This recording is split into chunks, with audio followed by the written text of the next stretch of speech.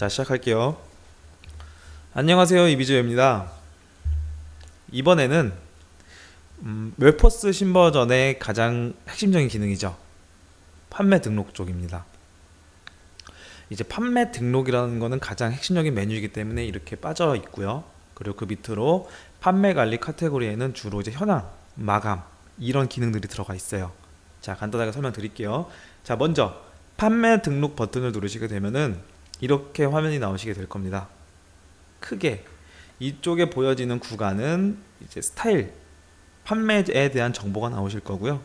그리고 오른쪽에는 이제 뭐 수량 변경이나 스타일 코드나 바코드를 입력하시는 구간, 그리고 이 아래쪽은 각각의 고유 기능들을 가진 버튼이 이게 밀집되어 있는 구간이라 보시면 될 것 같아요.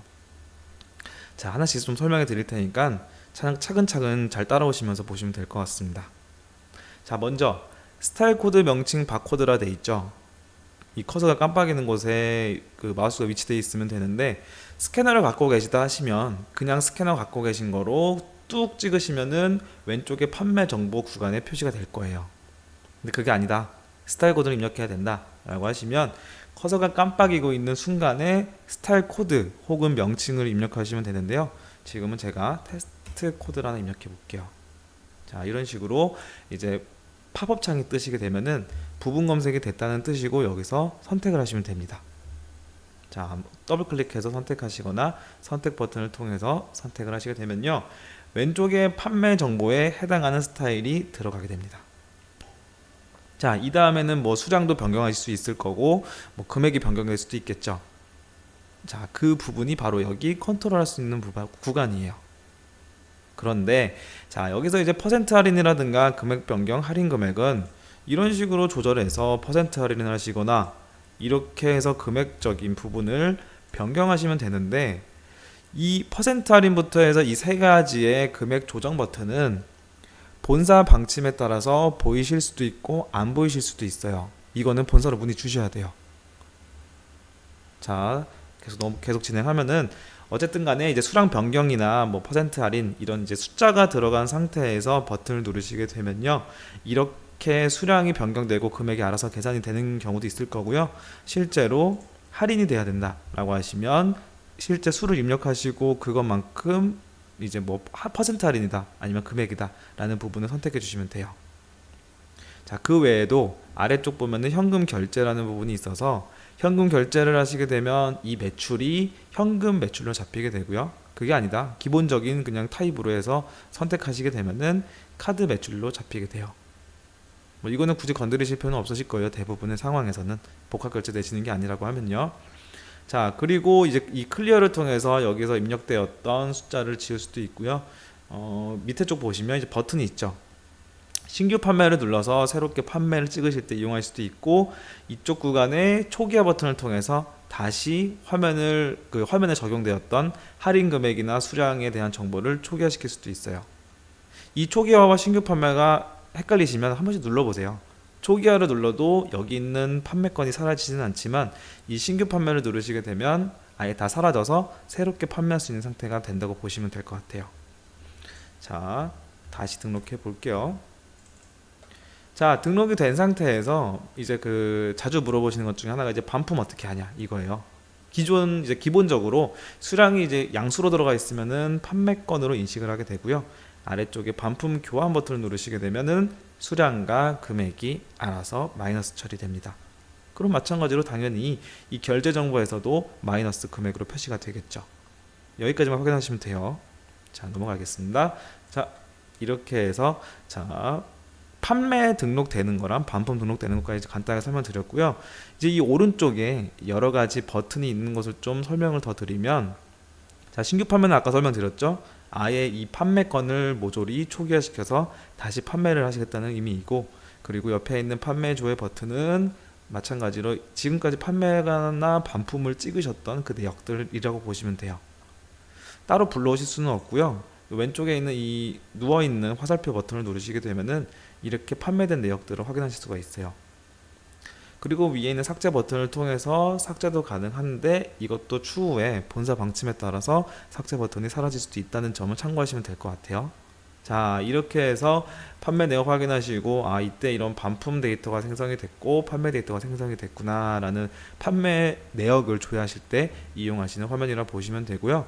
자, 그리고 그 옆에 보시면 환불 처리 버튼이 있습니다. 환불 처리 버튼을 누르시게 되면은 그 해당하는 전표 자체를 아예 그냥 반품 다 치신다고 보시면 돼요. 자, 옆에 보시면 아까처럼 누워있는 화살표를 누르게 되면 내역을 확인하실 수가 있고, 이 내역 자체를 환불하시게 되면은 이 건이 반품 처리가 돼요. 자, 여기서 이제 환불됐기 때문에 여긴 더 이상 표시는 안 되실 거고, 마찬가지로 아까 말씀드렸던 것처럼 판매주의 버튼을 누르면 확인이 되시는 거를 보실 수 있을 거예요. 그렇게 해서 참고사항 쪽에는 어떤 전표, 그러니까 어떤 일자의 어떤 전표의 반품 데이터라는 게 나오니까요. 이렇게 내역 확인하실 때 보시면 되고, 자, 다시 돌아와서 자, 환불 처리 쪽에서는요. 이 환불 후 재입력이라는 게 있어서 반품과 동시에 다시 판매 데이터로 넣어지게끔 다시 재입력되는 기능이 있어요. 그래서 환불 판매주를 통해서 이제 환불 데이터가 하나 생성이 된 상태에서 다시 바로 또 등록하실 수 있게끔 이렇게 기능도 제공되어 있으니까요. 반드시 기억해 두셨다가 나중에 뭐 스타일 교환이나 뭐 어떤 컬러, 사이즈, 수량 교환 이런 용도로 사용하실 때 이용하시면 될 것 같아요. 자, 그 다음은 이제 부분 반품입니다. 자, 부분 반품은 말 그대로 아까의 그 환불 처리는 전표에 대한 전체 환불이라고 보시면 되고, 이제 그 중에서 일부만 반품이 됐다라고 하실 때 여기로 들어오시면 돼요. 단 주의사항이 있습니다. 현금과 신용카드를 같이 결제했던 복합 결제건은 부분 반품이 안 돼요. 당연히 그러겠죠. 일부 전표만 이제 빠지게 되면은 이제 그 카드 금액에 대한 게 틀어지다 보니까 이 부분은 반드시 기억하고 계셨다가 환불 처리를 해야 될지 부분 반품 처리를 해야 될지 나중에 좀 참고하시면 될 것 같아요. 자, 그래서 다시 돌아와서 부분 반품은 마찬가지로 왼쪽에서 선택된 걸로, 자, 전표 내역을 쭉 보시다 보면요, 여기 보시면 이제 체크박스가 이제 새로 생겼어요. 그래서 이제 쭉 내역을 보다 보면은 이제 체크박스가 여러 개 있을 텐데, 지금 이게 없는 것들은 이미 그 부분 반품이 안 되시는 상품들이에요. 그래서 여기는 아예 리스트에는 이렇게 체크박스가 있냐 없냐를 구분하시면 될 것 같고, 이런 식으로 이제 여러 건이 있는 경우에는 하나만 선택하셔서 반품 처리를 하게 되면은 부분적으로만 반품이 일어납니다. 자, 이렇게 해서 부분 반품까지 설명이 됐고요. 그리고 고객 등록과 고객 선택이 있는데요.